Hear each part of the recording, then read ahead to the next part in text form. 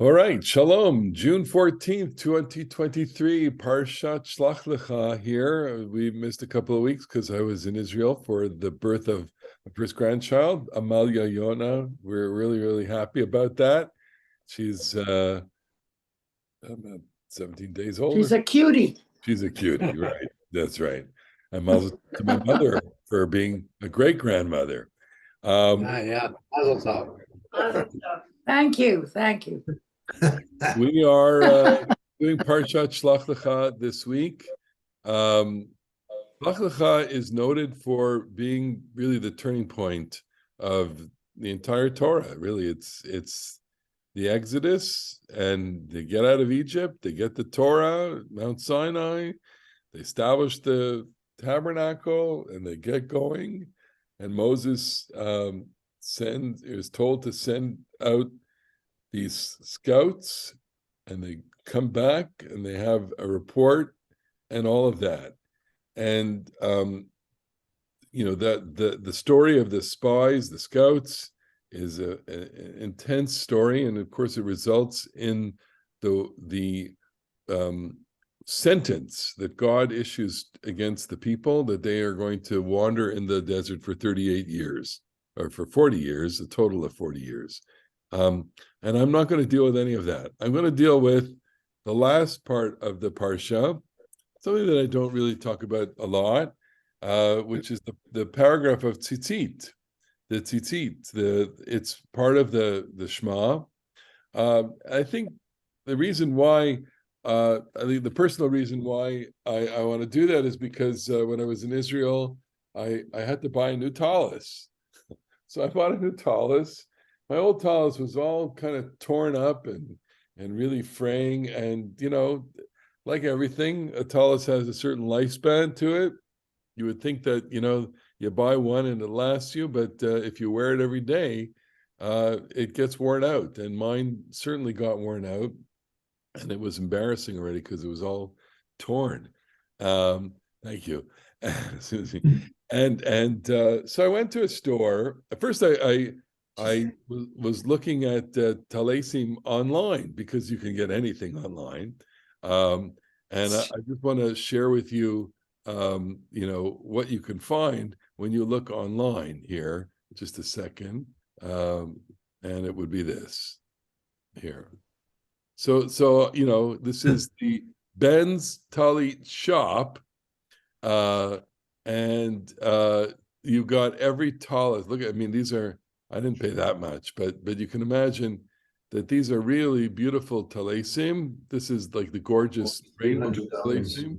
Yeah, really, it's amazing. Here, we're much more familiar with the classic talises: black stripe, white stripe, blue stripe, Yemenite, Hasidic talis, and then there's hand-woven talises. These are gorgeous, made by and silk talises. Here, look at this beautiful silk, etc., etc. Modern talis, all these different kinds of talesim. So and you just have to Google tallis, and you'll get to any number of tallis stores, and because there's a market. Every person who wants to be in a worship environment will at some point wear a tallis. And any example, I've owned in my life now 1, 2, 3, 4, 5, or 6 talesim, and I've gone through, my bar mitzvah talis, and a couple of adult talises and nice talises. And when I got my ordination from the seminary, they gave us a talis. That was something. So there's we're all going to get a talis. Now, it used to be only men. Now, of course, women wear talesim as well. And it's still not completely popular among women. But like, for example, in our shul, what would you say the percentage of women who wear talesim is? it's not 50%, it's under 50%, I think. Much lower than 50. Much lower than 50%, but certainly not zero. And while I haven't, made a fiat of saying, all women who come up to the Torah must wear a talis, it's certainly something that's preferred. I just as an aside, I mean, when we have not mitzvah, girls for a bat mitzvah, I learn not to insist that girls wear talesim. I do want the girls to wear talesim, but it all depends on each particular young woman. Some women don't identify in any way connected to this practice. Some identify the talis as perfectly or purely masculine, male, and they don't want to be identified that way. And some, of course, have no problem with it, and they feel very comfortable wearing it. Some wear it once, and that's it. So you have a wide spectrum of behaviors with regard to the talis, and certainly among women and even men. Marlene Herman, go ahead. Once you wear it, does that require you to wear it every time you pray or daven with a minyan? Well, I think there is an important halakhic case to be made that when one takes upon an obligation, one takes upon the obligation, and that becomes then your obligation, and in the real world, that's not always the case. In the real world, people choose to do something and then not to do something. So it's we are in a very fluid zone in historical terms with regard to women and Judaism altogether, women and ceremonial ritual mitzvot, but you'll find and depending on which communities you go to, you'll find that there's a wide spectrum of behaviors, certainly within non-Orthodox Judaism and within Orthodox Judaism itself. As more and more women take upon themselves mitzvot, you'll find going to different Orthodox synagogues, certainly modern Orthodox synagogues. It's not uncommon to see women wearing talesim in modern Orthodox synagogue. I don't know, Susie, you're in which synagogue?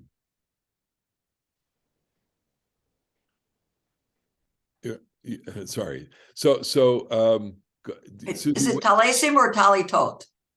Yeah, good question. We say talesim. We're still Yiddish here.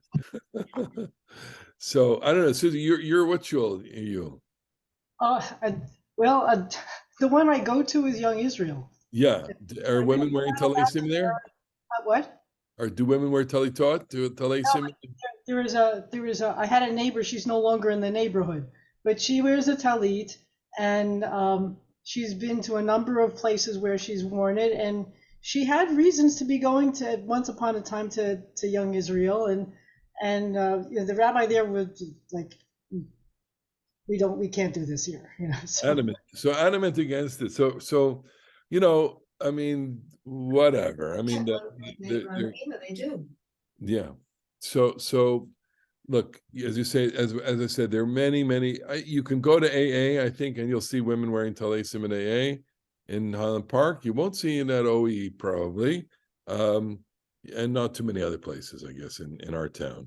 But I was just in Israel, and lots and lots of modern Orthodox synagogues that women wear talesim. It's without any problem. Okay. Rabbi. Yes. I have no problems with whoever wants to wear a talis. Okay. Okay. Is that your vote? You can be pea green as far as I'm concerned. Okay, so But the look, question I have is, if you're taking on the obligation of wearing talaisim when you're davening, are you also obligated to take on the obligation of laying tefillin? to film. So look, I mean, And I say that because Debbie, who was the director of Solomon Schechter, yeah. told me if you take on one obligation, you have to take on both. And that was her perspective. Perspective. Well, look, I mean, we can certainly make that claim. I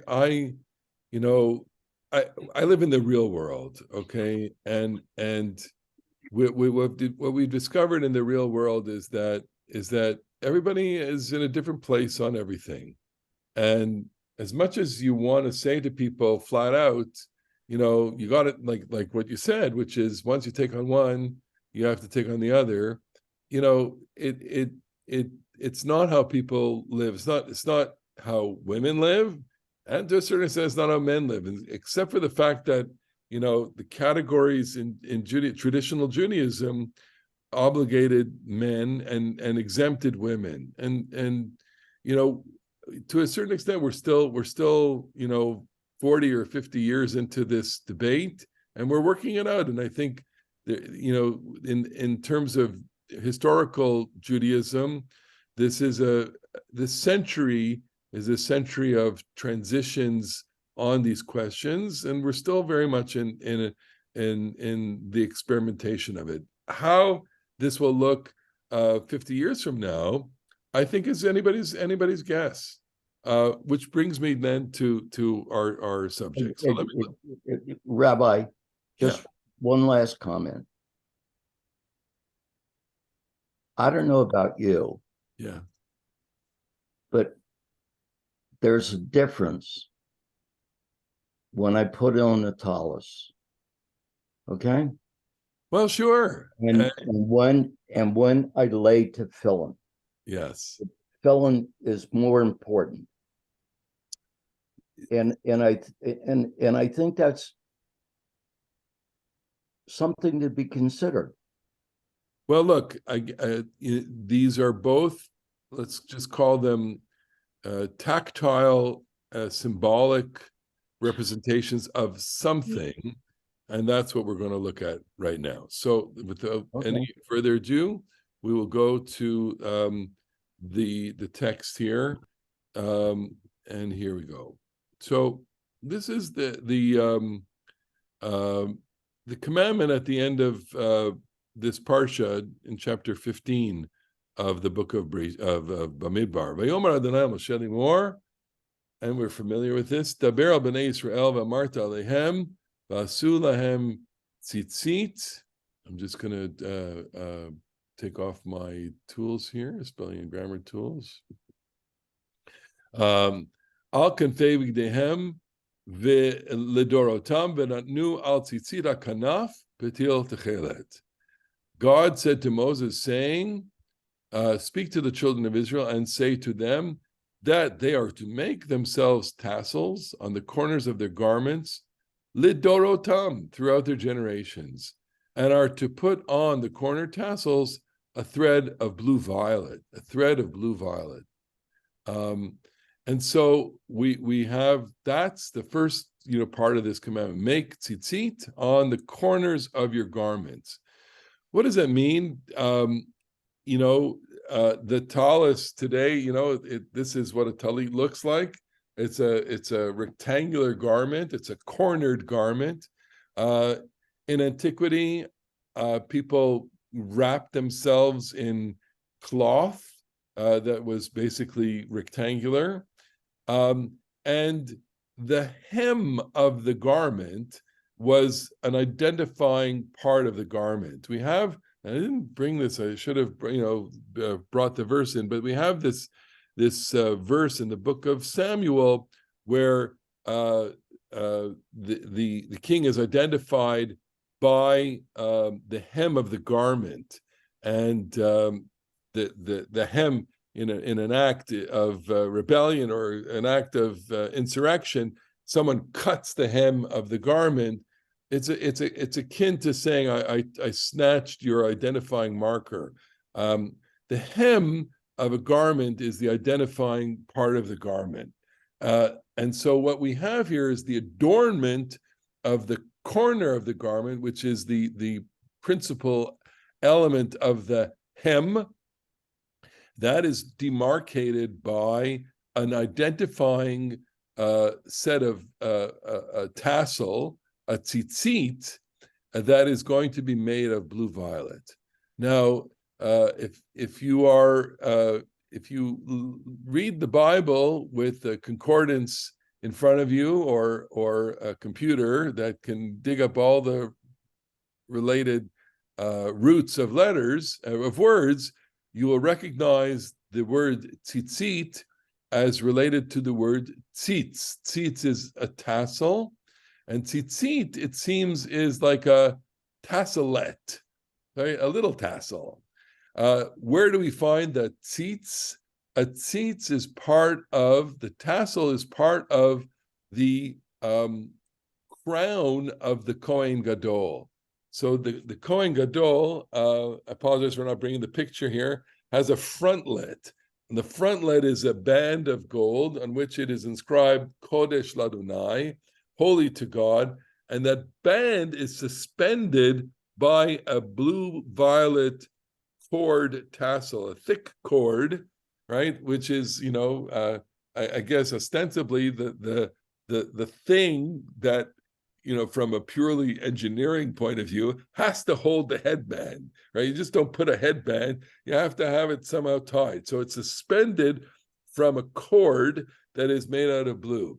So here, not every Israelite is to wear that headdress. That headdress is unique to the Kohen Gadol. But every Israelite does wear a garment, and you can identify the garment in some way and relate it to the high priest. So at the very surface here, we have a connection.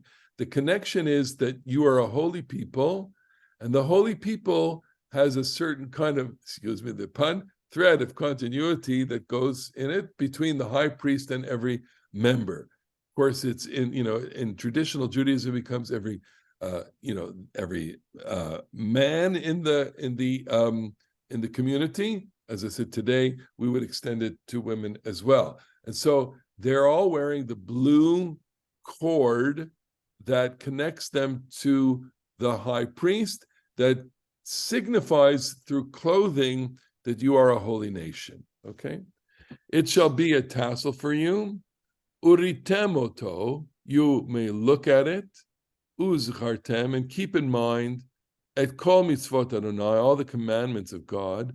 Vasitemotam, and you will do them. Velo taturu, you not go scouting around. Acharei levavchem, acharei nechem, asher etem zonim achareim. You won't scout around after your heart and after your eyes to go hurrying after, right? Leman tiskiru, so that you may keep in mind, all of the commandments, and be holy to God. I am the Lord your God who took you out of Egypt to be a God to you. I am the Lord your God. So there you have it. You have the tzitzit. You wear the tzitzit. You are to wrap yourself in the garment, or you have the garment, and you are to look at the tzitzit. And here are my tzitzit, right? You look at them, and you are to be reminded. Exactly how you are to be reminded is a really good question, and lots of different answers to that question based on the word tzitzit, the gematria of tzitzit. The gematria of tzitzit is 611, etc. Some would even go for the configurations of the knots, which we're going to look at in a second, and why that is. Okay, but I find compelling that these are a identifying cord such that you are identified before God and before other people in this way. Another moment in the Torah where we have the cord as an identifying marker is the story of Judah and Tamar. If you recall, when Judah is mourning for his deceased wife, he finds the daughter. He loses Judah. Judah is a complicated figure. He has 3 children, Er, Onan, and Shelah. His 2 sons, Er and Onan, pass away under circumstances that are not described. Judah himself is married to a Canaanite woman, and this Canaanite woman dies, and he's mourning, and he sees a prostitute who happens to be the wife of his first son, who was supposed to marry the 3rd son. Judah didn't allow her to be married, to marry him, because he was afraid that that youngest son would die. Anyway, he sees her, he wants to sleep with her, and he says, they make a deal. What are you going to provide? He's going to provide a Gedi-izim, a goat from his flock, except he doesn't have it in his pocket. So what does he give her as collateral? He gives her chotemcha uftilecha, his seal and his cord. Matcha, also his staff, right? It's basically, I give you my social security card, my driver's license, and my credit card, okay? Things that have identifying markers on them. And the cord is something that identifies him, because I guess in antiquity, people would take their knotted cord and they would sign a document by placing it in wet clay.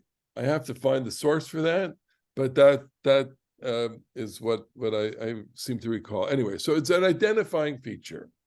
All right.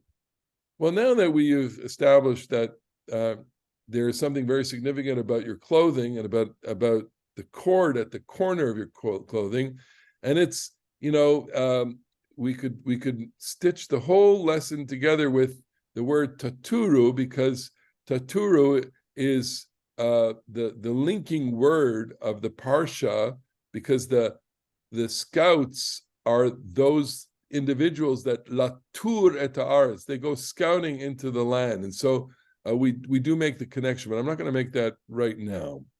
All right, I am going to turn to the Midrash, though, because the Midrash has been a joy and a delight in our study over the last several weeks, and so we'll take a look at this Midrash. So Midrash Rabbah, Bamidbar Rabbah, quotes the verse, Vasu lahem tzitzit, make yourself tzitzit. It is written, or Zarua Latzadik, light is sown for the righteous. That verse may be familiar to us. We recite that verse when we come around with the Torah. It becomes a congregational custom to use that verse when we walk into the synagogue on the eve of Kol Nidre. So it's an important verse. Or Zarua Latzadik uli shelev simcha. Light is sown for the righteous, radiance for the upright. Light, I mean, this is a verse you have to meditate on. Light is sown for the righteous. Something about the righteousness and light. That is to say, the righteous kind of are living in a glow, right? And they have the glow of joy around them. For the lishrei lev, those who are straight of heart, that is to say, those who live upright, they have joy. And that joy is a special joy, the joy of living a moral, a good life, living a worthy life. And light is sown for the righteous means, in its very plain sense, there's a radiance around good, wholesome, moral, upright people, okay? We enjoy being in the presence of such a person, and they have a certain radiance about them. Okay, so that's the verse from Psalm 97.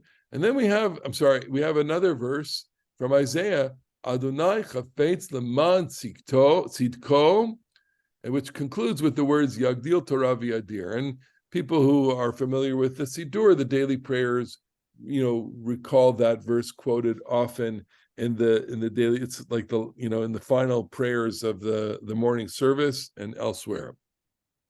God desires vindication. Adonai chafetz leman tzidko. But it's God desires tzaddik. God desires righteousness, that he may magnify and glorify his teaching. So the Midrash is going to kind of stitch between this Or Zarua la tzaddik, right, a light for the righteous, and God desires the righteous. God desires righteousness through Torah. Okay?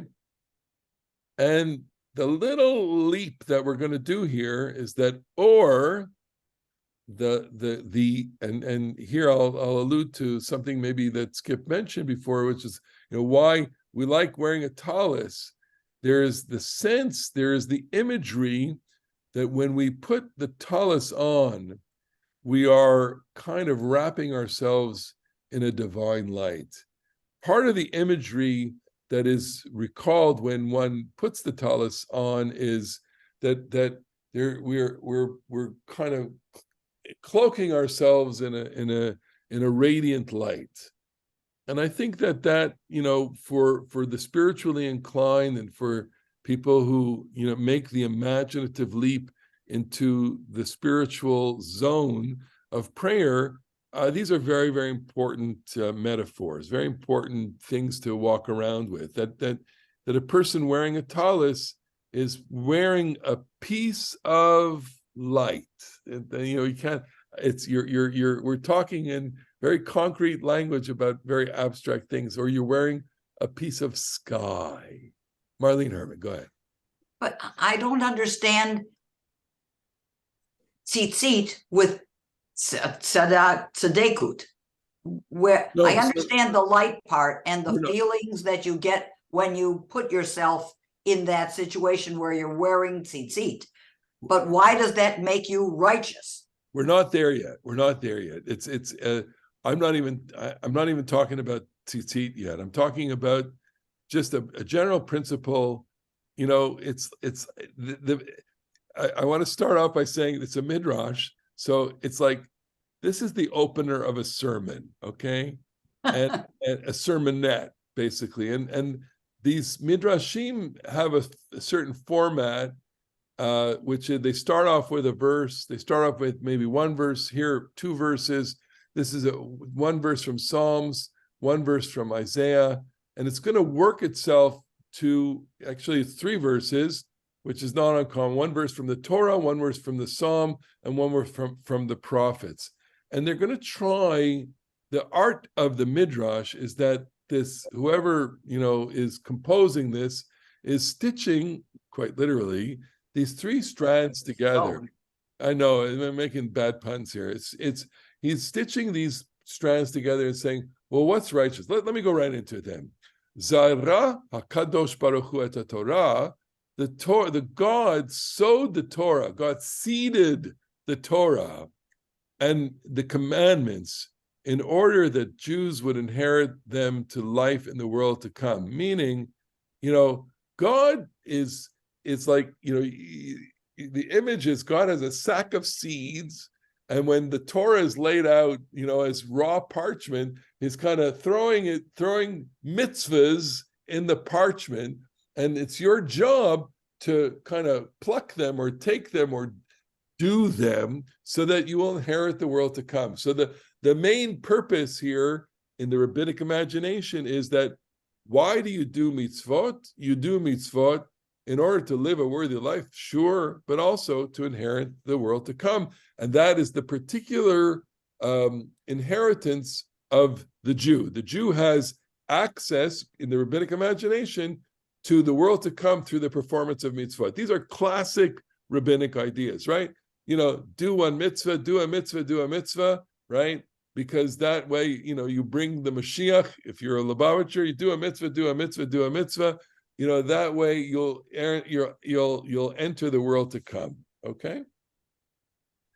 And then it says as far. This is the amazing statement here.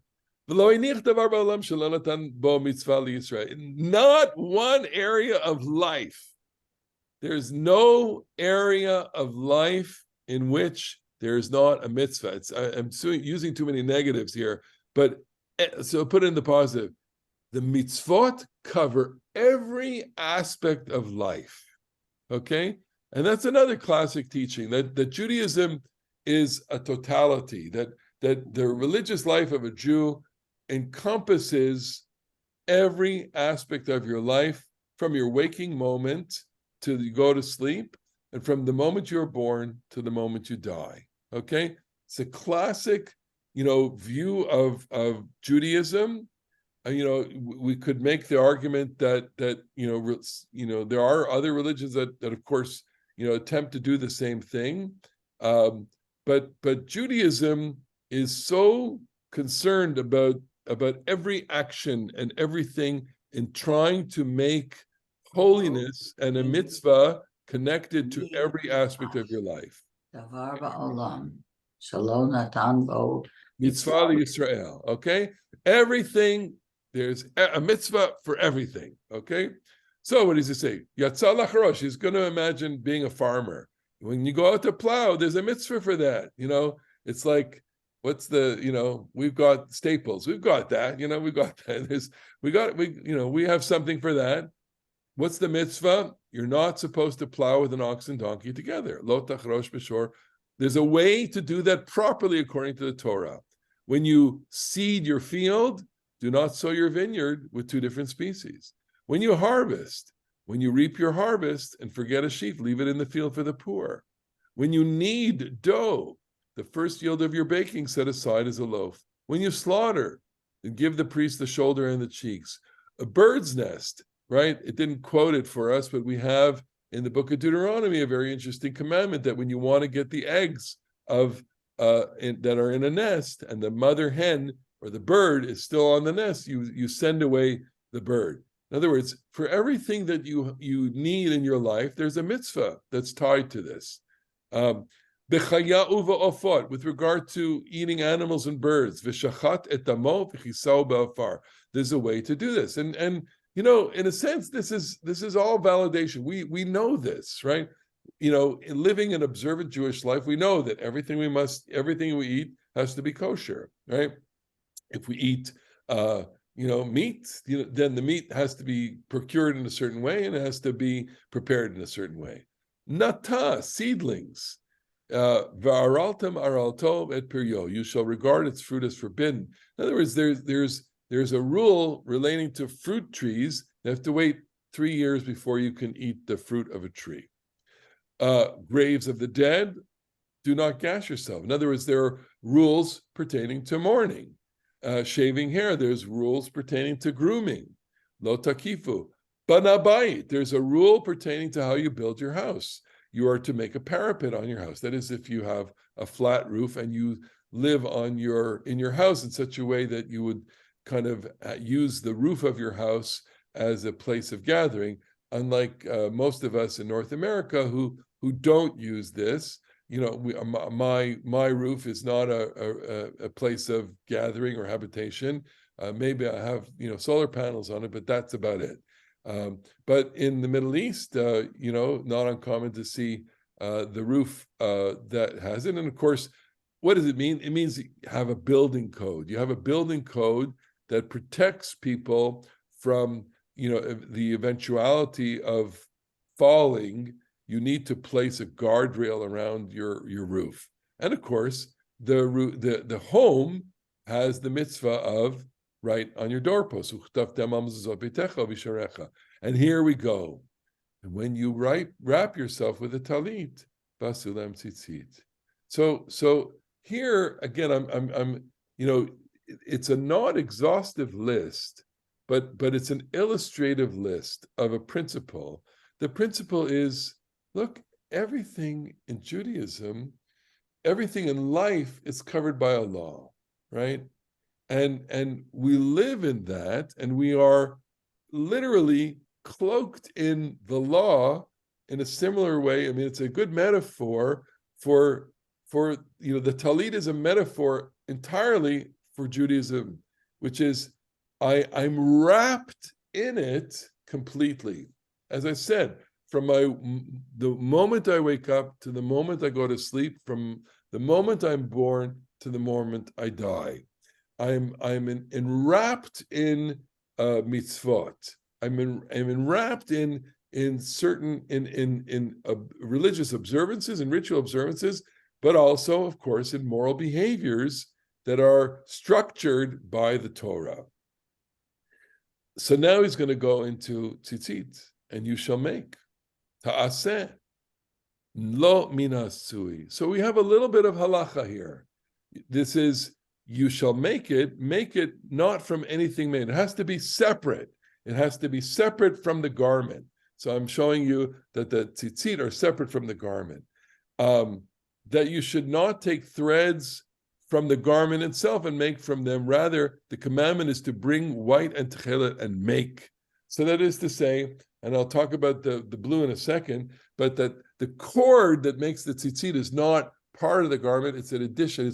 It's tied onto the garment. Okay, when there is techelet, and now we do not have anything but white, since the techelet has been lost. I'm going to talk about that in a second. All right, that we, and I bought this recently. So I bought white on white tzitzit, but as I will show you in a minute, there's lots of variations. On the corners, not in the middle, but in the corner. A twisted thread, one needs to twist them. Rabbi Meir says, what is the difference between techelet and all colors? You'd think that Ma nishtana only applies as a question for Passover, but here, Ma nishtana techelet mikol minei tzivonim. Right? So you don't sing this, of course, but it's the same question. It says, how is techelet different from all other colors? And now we're getting into some beautiful mysticism. Techelet resembles the firmament, and the firmament resembles the throne of glory. As it says, and they saw the God of Israel under his feet was like the pavement of sapphire. In other words, there's blueness, it's the sky, and the sky is the color of the throne of God. Okay, and now, reach for your glass of wine, sip your wine, and now we lift off into the meditative territory, right? The zone of speculation, the zone of, I guess, normal mysticism, which is that, like I said, you put on the talis, and that special feeling that you get when you wear a talis is not only by being, by wearing a garment, and if you're a sensitive, a tactile human being, and you like the feeling of a cloth, or you like the feeling of a garment on you, I'm sure everyone gets delight when they put on a new garment, a new suit, a new dress, a new, blouse, a new whatever. There's that momentary feeling that we may not be attentive to, which is there's something that we feel special. Of course, physically we feel a little warmer, but the idea that you go in front of a mirror, you see yourself, and you kind of look, hey, that looks good. I'm looking good, and so the idea that you are wearing something that has a piece of sky, that has a symbol of sky, which is a symbol of God. All right, but the tzitzit, they shall be seen. What is the measurement of the tzitzit? 4 fingers, 3 fingers. This is our halachic debate. How many threads? 4, 3. How should you see them? This comes, you don't wear them at night, or maybe it's an exclusion for the blind. He said, no, you should remember. And here we're going into very, very specific things that you look at it to remember, and you remember these things. I'm not gonna do that, because I want to instead spend a moment talking about the Tchelet, okay? Here is, just a second, I'm just gonna do this for you here. Share the screen here. And back to this. So we're gonna just redo that here. This is a website devoted to the blue thread. All right, and so the quotes here are from this midrash. The Beryl B'nai Yisrael Amart Alehem. That's the Tzitzit Vasulam Tzitzit. Okay, you should make tzitzit, and this is, how the tzitzit are woven or spun. The wool is taken, and this is what it ends up. This is the modern version of the blue thread. Okay, so this is a relatively new phenomenon in Judaism. It's about 30 years old. This organization called Tchelet is devoted to the reintroduction of the blue into the life of Judaism. Because as we saw in the Midrash, which is writing in the 5th or 6th century, is saying that it's lost. The formula for the dye was lost. And here again, we have this, the white wool being put into the dye, okay? And the dye turns blue, and this individual is spinning the thread, okay? I'm going to stop that there and go to this one. All right, can you all see there's the video that I'm going to put up? Yeah, okay, here we go.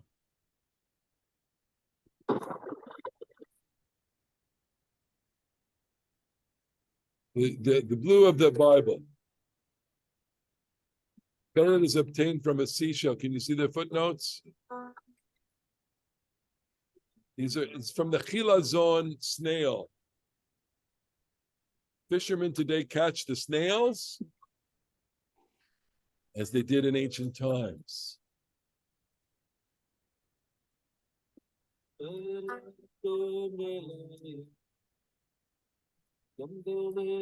this is what the snails look like. The snail stores the chemicals that will become the dye. Take a hammer, smash it, and now he's pulling out the gland. There's a gland there. Okay, now he's going to use a scalpel to take it out. All right. That's the gland that produces the dye, and the dye is extracted from the gland.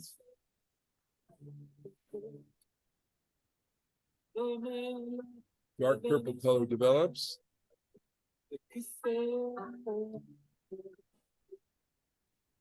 I'm not sure what the process here is, but the dye solution exposed to sunlight. And now he's taking wool and dyeing it, rinsing it.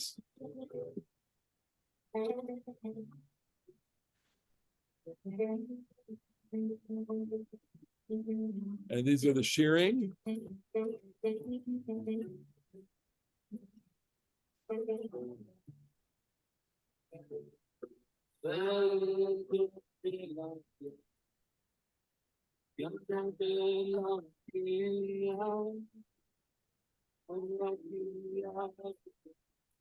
Very religious people.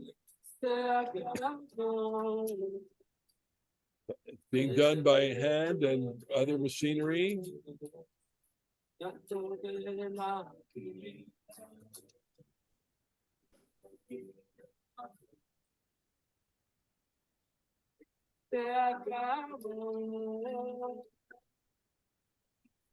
That's the blue.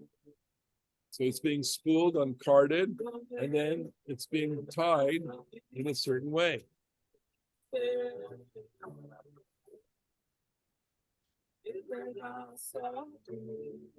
Okay.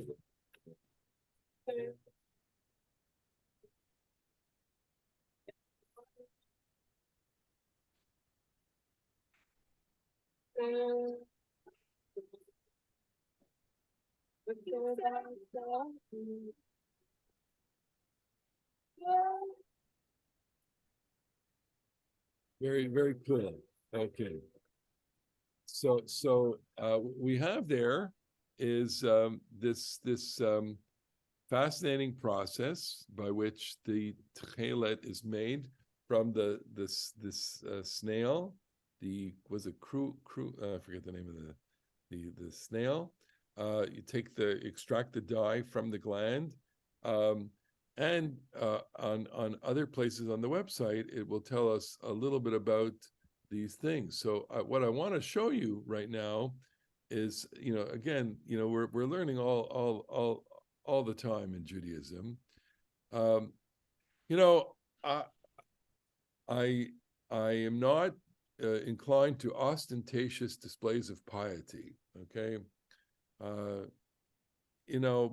maybe there's, maybe I should get involved in it. But when I went to the store, they said, "Well, what kind of tzitzit do you want?" I said, "I've been wearing white tzitzit all my life, and I need to really do some research to think about it. So for now, I'll get the white tzitzit that I normally wore. It's been good for, I don't know, 1,500, 2,000 years. It's good enough for me." Okay, the same pattern of tzitzit that has been around, that nobody's ever thought about. That's perfectly fine. Okay, but if you just dig a little bit into this, you'll see that there are, of course, many different styles of wearing tzitzit, or many different forms. And someone who's kind of immersed or used to a certain way, seeing, what do we have? 1, 2, 3, 4, 5, 6, 7, 8, 9, 10, 11 different styles of wrapping, of tying the tzitzit, all with different authorities appended to them.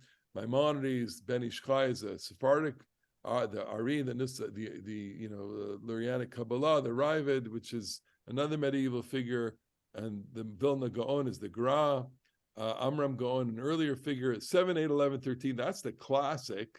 7, 8, 11, 13 is that there are 7 strands here, 8, 11, and 13 spools, and this is. And so, what do all these mean, and how do all they get there? I mean, these, they're deep in the website. There are lots and lots of essays and there's hundreds of articles on all of this. And what it shows is, I think, something fascinating, which is, there's this is in the religious world, this is pluralism, right? Pluralism for us means one thing.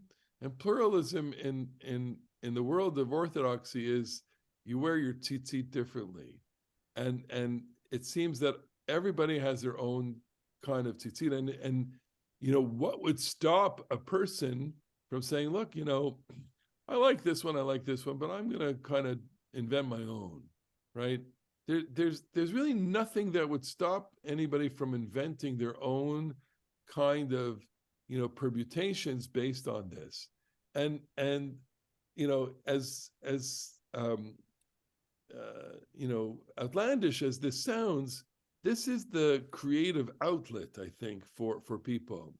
It's interesting that the rediscovery of the murex snail and the dye from the murex, that is beginning to come into Judaism. We're seeing more and more of this in the synagogue now, and I suspect that a few decades from now, it will become certainly with the changing complexion of Jewish life, but for other reasons as well, you will see this more common. This will become more and more common. As practices, themselves become popular. Certainly in the Orthodox world, I'll give you one example, which is, the idea of wearing your tzitzit outside of your clothing for a modern person is actually a very recent phenomenon. It's maybe not more than 30 or 40 years old. It's certainly, I don't recall seeing the prevalence of tzitzit outside of a person's shirt when I was growing up, and these are signs of piety that have just become popular. Someone want to say something? Yeah, I remember people in the 60s. I mean, not a whole lot, but there were people in the 60s who wore their tzitzis out. Yeah, and so ask It yourselves. goes back at least that far. No, but there's a reason why it happened, and it's the same reason why people started wearing yarmulkes, kippot, publicly. There are a lot of pious people who didn't wear their kippot in public, including many saintly people that used to teach at the seminary, and I think the reason why it became popular in the 60s because everything became popular in the 60s. Your identity, the projection of your identity, and I don't want to say fetishization of it, but the badges that we all wear became public. The private became public in the 60s, and that's true across every ethnic group. If you look at African American culture, and if you look at other cultures within the United States and through the world, the projection of identity and pride in one's identity. So Jews are proud of their identity. Why shouldn't we wear a kippah? Why shouldn't we wear a tzitzit? And so, in a way, the wearing of these garments, the kippah and tzitzit in public, were ways of asserting identity. Okay. Now today we don't necessarily make that connection. We certainly don't react to that. But I certainly can recall myself when I started wearing kippah, all the time. That was not a statement of religiosity as much as it was a statement of pride. That is to say, I'm proud of who I am, and I'm going to be in public this way, and I'm taking on that differentiation in public. Now, for Jews, it comes with a little bit of danger, right? Because when you are outwardly identified as a Jew, you are also a target. You're a target for physical abuse, and you're a target for verbal abuse. I thank God I've never been, punched or physically abused as a wearing a kippah in public. I don't think I've been verbally abused either, but it's clear when I walk down the street with a kippah, it's noted, right? And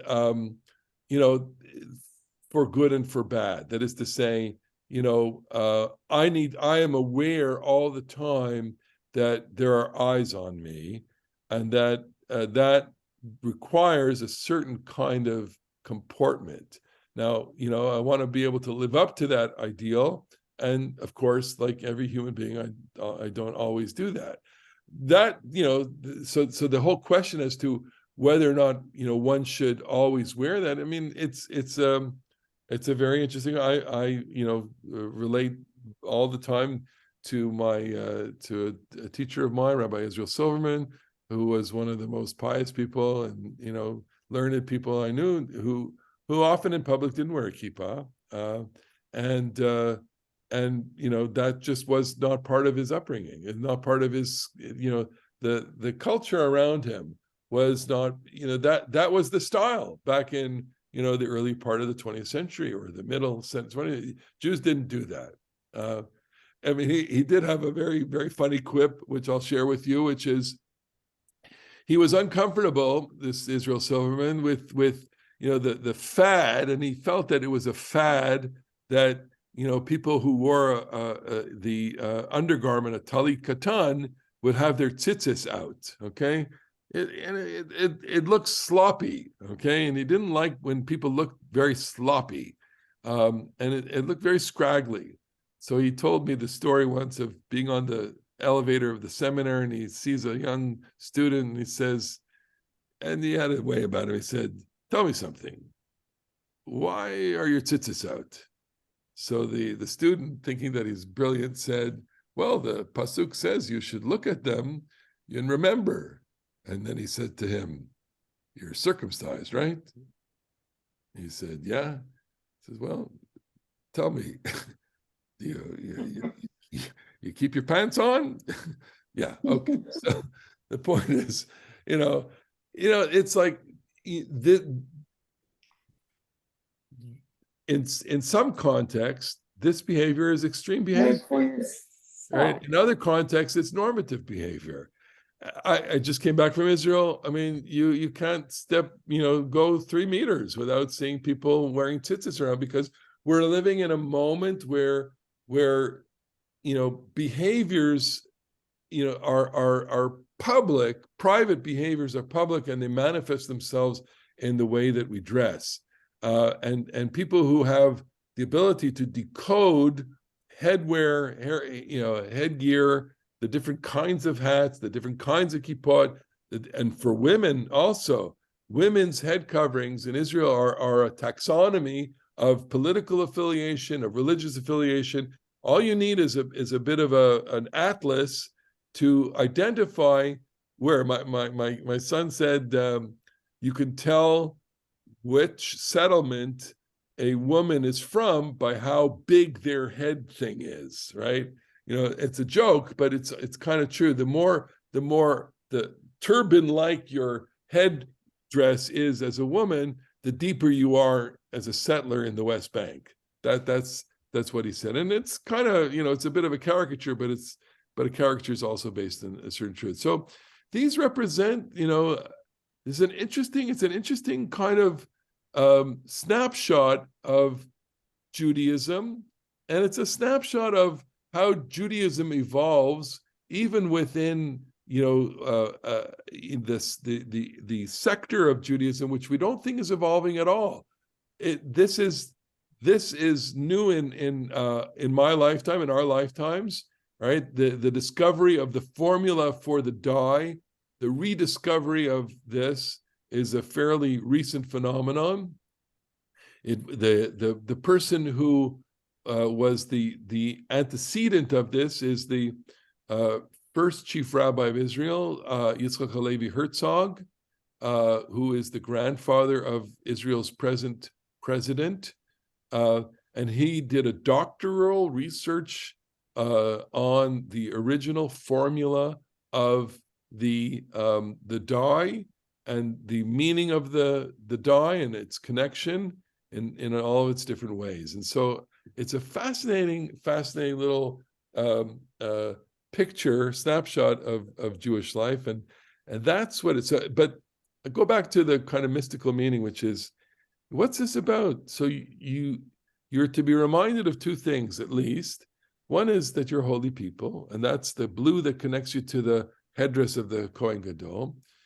And in a way, I would say you're reminded that you carry around with you a piece of sky, and the piece of sky relates you to God, and that by having the blue present, you're looking at it, and you're reminding yourself that there is authority over you, and that there's a moral center to the universe, and that you are not just an earthly creature.